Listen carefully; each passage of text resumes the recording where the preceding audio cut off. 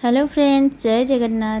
तो आज मैं आपण मान सहित सेयार करी गोटे बढ़िया रेसिपीटा जोटा कि आमर ये ओषा पर्व खिया जाए खास करी।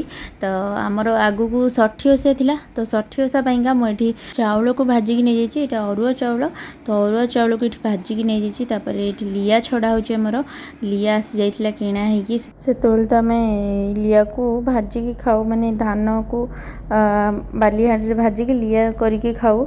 आम घर पाखे जड़े माँ जेजेमा हे थे देदेव सी भाजी भुजिकी दिखती आमको सब चाउल भजा लिया सब करके दिखती। तो ये पानी देखो आम पूरा टकमक हो पूरा फुटी सारा। तो यही पाटा आमर चाउल को लेकिन जो चाउलटा भाजी थी से टकमक हो फुटुवा पानी रे चाउलटा को पकई दूची।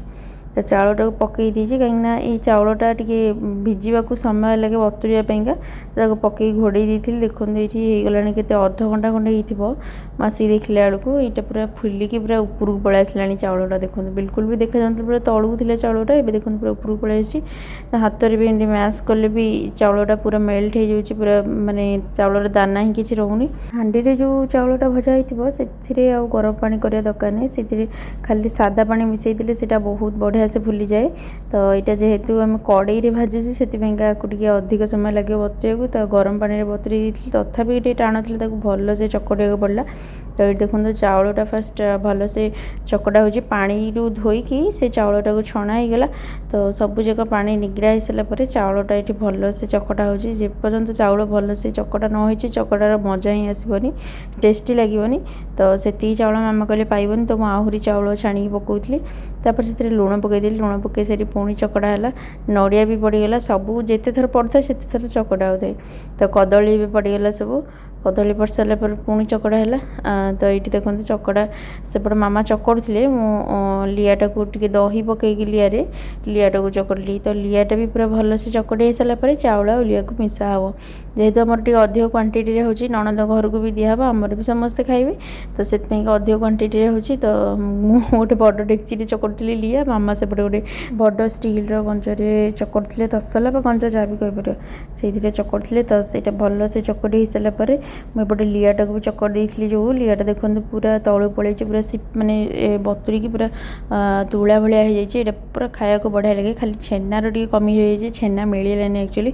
तो से आम छेना पकईनु, छेना भी पकईले आहरी टेस्टी लगे। तो चाउलर जो भजाटा से चकड़ा होता तो सहीटा लिया भी मिसा होगला। तो देखो ये दुई भाग होगा, गोटे नणंद घर गोटे आमर। तो ये काकुड़ी मु पाग को देती गोटे टी दही पकईकी काकुड़ीटा सर सर काटी से कंचा लंका धनिया पत्र अल्प टे लुण पकई देकी से गोटे बढ़िया से पाग बनईदेली। बढ़िया बास्ना भी होता कंचा लंका और दही बास्ना।